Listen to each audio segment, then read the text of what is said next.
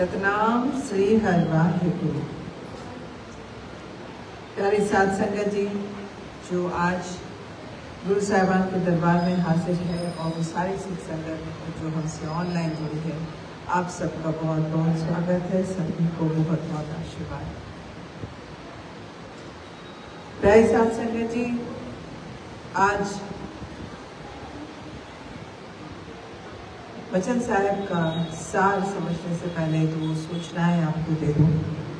पहला तो आज परम पूज्य बाबा सुखराम दास साहेब जी के छोटे भाई दादा ईसर दास जी का अवतार दिवस है।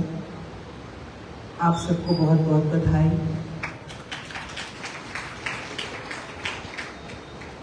दादा ईसर दास ने एक बेहतरीन मिसाल, एक लाजवाब मिसाल प्रस्तुत की है कि किस तरह से गुरु के सानिध्य में रहकर उनकी सेवा की जाए, उनकी भक्ति की जाए और सेवा में उन्होंने संपूर्ण समर्पण दिया। ज्ञानी, विद्वान कथा बहुत अच्छी किया करते थे। तो आज उन्हीं की याद में सिंध में वो एक स्कूल में प्रिंसिपल भी रहे। तो आज के दिन उन्हीं को समर्पित है। आज की जो सेवा है, बच्चों को कॉपियों की सेवा की जाती है। हर साल उनकी याद में उनको समर्पित करते हुए ये सेवा की जाती है। बच्चों को कॉपियाँ, किताबें, यूनिफॉर्म ये सब दिया जाता है। दूसरी एक बहुत ही आप सबको पता ही होगा, जो एकादशी का व्रत रखते हैं। आज देवशयनी एकादशी है। तो जो भी एकादशी का व्रत रखते हैं, मैंने सोचा उनको याद दिला दूं। क्या देवशयनी एकादशी है, चतुर्मास का आरंभ है। बड़ी ही इम्पोर्टेंट, बहुत ही महत्वपूर्ण एकादशी है ये। तो चलिए शुरू करते हैं आज का वचन साहेब, उसका सार। गुरु रामदास साहब जी की वाणी है। गुरु रामदास जी फरमाते हैं, गुण महला चौथा, हर दर्शन को मेरा मन बहु तपते, ज्यो त्रिखावंत बिन नीर। जैसा कि वाणी से स्पष्ट है, हरि दर्शन को मेरा मन बहु तपते, परमात्मा के दर्शन करने के लिए मेरा मन बहुत व्याकुल है। कितना, किस तरह से व्याकुल है, आगे वो बताते हैं कि ज्यों त्रिखावंत बिन नीर, जैसा कि कोई प्यासा हो और बिना पानी के जैसे वो तड़पे, बस उससे और कुछ नहीं दिखाई देता। उसे सिर्फ एक चीज की खोज होती है, वो है बस कहीं से एक घूंट पानी मिल जाए। बहुत की भी आस नहीं रखता, बस एक घूंट पानी मिल जाए। वो जो एक तपिश होती है, वो जो एक तपन तड़प होती है, वैसी ही तड़प इस मन को है उस प्रभु के दर्शन के लिए। आगे गुरु साहब फरमाते हैं, मेरे मन प्रेम लगो हर तीर, कि मेरे मन में परमात्मा का प्यार जो है वो मेरे मन में तीर की तरह लगा हुआ है। अब कहीं कोई चीज चुभ जाए तो सोचो कितना दर्द होगा। अब कहते हैं ये तो प्रेम का तीर है, मतलब प्रेम भी प्रभु का, मिठास भी इतनी और तड़प भी इतनी। निकाले तो निकाले कैसे, क्योंकि उसी चीज की तो चाहना है। तो कहते हैं, मेरे मन प्रेम लगाओ हर तीर, कि परमात्मा का प्यार मेरे मन में तीर की तरह लगा हुआ है। तड़प इतनी ज्यादा है, हमारी बेदन हर प्रभ जाने, मेरे मन अंतर की पीर। कहते हैं, और वो जो प्रेम तीर के कारण जो वेदना हुई है ना, और जो खुशी और प्रसन्नता हुई है ना, उस अंदरूनी पीड़ा, वेदना और खुशी को मेरा हरि प्रभु ही समझ सकता है। जब हमको कहीं कोई कांटा चुभता है तो उसका दर्द हम किसी को बता नहीं सकते। बड़ा दुखता है, दर्द होता है, आंख से आंसू भी निकलते हैं। लेकिन यहाँ पे गुरु साहब कहते हैं कि जो प्रभु के प्रेम का तीर मेरे मन को भेद गया है, उसकी तड़प ऐसी है, उसकी कशिश ऐसी है कि मन तो कर रहा है कि बस वो वैसे ही रहे, यूं ही हमेशा मेरा मन प्रभु के प्रेम में भरा रहे, विधा रहे। अब ये तड़प मैं किसको बताऊं? कहते और कोई नहीं समझ सकता सिवाय मेरे प्रभु परमात्मा के। आगे गुरु साहब फरमाते हैं, मेरे हर प्रीतम की कोई बात सुना। अब उनकी जो वेदना है वो इस तरह है कि उन्हें और कोई दवाई नहीं चाहिए। दवाई क्या है? प्रभु का नाम, उनकी वडियाई, उनकी भक्ति। कहते हैं कि मेरे हर प्रीतम की कोई बात सुना। कोई भी जो है ना, बस मुझे मेरे प्रीतम की बात सुनाए तो मेरे इस मन को थोड़ी ठंडक पहुंचे, सुख पहुंचे। और कहते हैं और जो मुझे सुनाएगा सो भाई सो मेरा वीर। कहते हैं वो जो व्यक्ति जो मुझे प्रभु का नाम सुनाए, वडियाई सुनाए, वो तो मेरे भाई के समान है।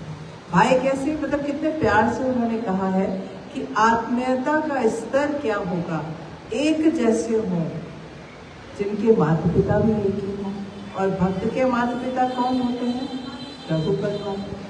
तो कहते हैं वो तो मुझे इतना अपना सा लगेगा अगर मुझे कोई उस वक्त प्रभु की वडियाई, उनकी बड़ाई, उनका नाम सुनाए। आगे गुरु साहब फरमाते हैं, मिल मिल सखी गुण कहो मेरे प्रभु के। कहते हैं कि हे मेरी सहेलियों, सहेलियों क्यों कहा है?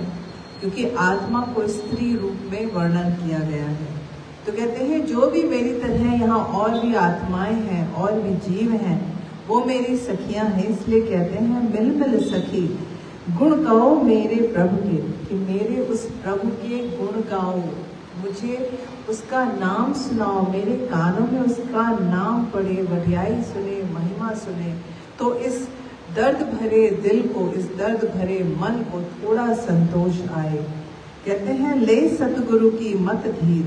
कहते हैं और सतगुरु की शांति देने वाली बुद्धि, मत मतलब बुद्धि, और धीर मतलब धैर्य, स्थिरता, शांति। कहते हैं कि गुरु की शांति देने वाले बुद्धि ले लेकर मुझे मिल और मुझे मेरे प्रभु की महिमा सुना। जन नानक की हर आस पुजाओ, हरि दर्शन शांत सरे। कहते हैं कि हे प्रभु अपने इस दास की आस पूरी कर दो। जन नानक की हर आस पुजाओ, मेरी बस एक ये आस है कि इसको पूरी कर दो। क्या है? हर दर्शन शांत सरे, कि तेरे दर्शनों से मेरे हृदय में ठंडक पड़ती है, मेरी आत्मा तृप्त होती है। तो बस मुझे और कुछ भी मत करो, लेकिन सिर्फ मेरी एक आस पुजा दो, मुझे अपने दर्शन दो। कितना कितना विरह है, कितनी तड़प इस जो गुरु साहब की वाणी में है, इसमें दिखाई गई है, इसमें बताया गया है। ये तड़प जैसे मैंने बताया ऐसा है कि किसी और को नहीं दिखती, जो इससे गुजरता है उसी को पता है कि इसकी इंटेंसिटी क्या है। इसी बात पे मैं एक छोटी सी कथा आपको बताऊं। संत रैदास जी का नाम सुना हो। गुरु ग्रंथ साहिब जी में भी संत रैदास की वाणी है। संत रैदास जी जो थे वो वाराणसी के एक साधारण जूते बनाने वाले थे, चर्मकार थे, मुची थे, जाति से अछूत माने जाते थे। लेकिन उनकी भक्ति और प्रेम इतना गहरा था कि स्वयं भगवान श्री राम उन्हें रैदास जी कहकर सम्मान देते। रैदास दिन रात प्रभु के नाम का स्मरण करते, परंतु कभी भी भगवान ने प्रत्यक्ष दर्शन नहीं दिया, दिन रात किया करते थे।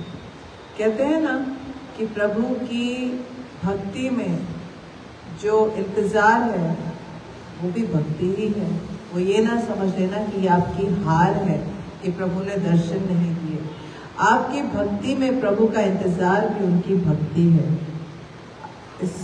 इसलिए भक्ति रैदास जी जो थे वो दिन रात प्रभु का नाम स्मरण करते रहते थे, लेकिन भगवान ने उन्हें कभी दर्शन नहीं दिए। वर्षों बीत गए। रैदास का हृदय एक दिन प्रभु के विरह में ऐसा व्याकुल हो उठा, ऐसा व्याकुल हुआ कि उन्होंने अपने घर के दीपक बुझा दिए, आंगन नहीं बुहारा, भोजन भी नहीं किया। अब तो जैसे जिद ठान के बैठे थे कि मुझे प्रभु के दर्शन चाहिए ही चाहिए। बैठे बैठे प्रभु से बोले, हे ठाकुर, सब कहते हैं कि तू दीनों का साथी है, प्रेम में पिघल जाता है, फिर मेरे आंसुओं की आग तुझे अब तक क्यों नहीं जला दी? मैं तो जल रहा हूं पर तू अभी भी दूर है, और मैं तेरे लिए क्या करूं? उस रात रैदास ने रोते रोते प्रभु का ध्यान करते हुए कहा, अब या तो तू आए और या मेरी आत्मा तुझ में लीन हो जाए, इसके अलावा और कोई दूसरा ऑप्शन नहीं है। या तो तुम आके मुझे दर्शन दो या मुझे अपने में समा लो। इतनी तड़प, जो विरह की तड़प है वो ये इस लेवल तक है कि बस अब और कुछ नहीं। विरह की उस वेदना ने आकाश पाताल तक को कपा दिया, ऐसी उनकी पुकार। अब जब भक्त की ऐसी पुकार हो तो प्रभु भला दूर कैसे रह सकते हैं? अर्धरात्रि में उनके झोपड़े में एक दिव्य प्रकाश फैला। प्रभु एक साधारण ग्वाले के रूप में प्रकट हुए, मुस्कुराते हुए बोले, रैदास, तेरा प्रेम जीत गया। जब भोग मुझे नहीं बुला सके, नाना प्रकार के भोग मुझे नहीं बुला सके, मंत्र मुझे नहीं बुला सके, तब तेरी विरह की वेदना ने मुझे खींच लिया। रैदास फूट फूट के रो पड़े। उन्होंने प्रभु को स्पर्श किया और कहा कि अब ना छूटो, अब ना जाना, तुम्हारी अनुपस्थिति ये मेरी मृत्यु है। तो कथा की आत्मा ये क्या कहती है? कहते हैं कि रैदास का प्रेम ऐसा है जो सिर्फ दर्शन नहीं मांगता, बल्कि उनकी तड़प ऐसी है कि वो प्रभु को भी खींच के लेके आते हैं। इसीलिए तुलसीदास जी की दो पंक्ति के साथ यहाँ मैं विराम करूंगी। तुलसीदास जी कहते हैं, विरह अगन तन जा रही, मन हरई बौरे प्राण, राम विरह बिन जगत में को सुखी निधान। विरह की अग्नि तन को जला देती है, मन को चुरा लेती है, मन कहीं नहीं लगता, प्राणों को व्याकुल कर देती है। अब राम से बिछड़कर इस संसार में भला कौन सुखी रह सकता है? तो सार यही है, नाम जपिए, नाम से बड़ा सुख और कोई नहीं है। और भक्ति में इंतजार भी करना पड़े तो इंतजार कीजिए, क्योंकि यही भक्ति का ही स्वरूप है, आपकी निष्ठा का स्वरूप है। और निरंतर रखिए उस प्रभु में अपना मन, ताकि प्रभु भी आपसे हर पल हर क्षण जुड़ा रहे।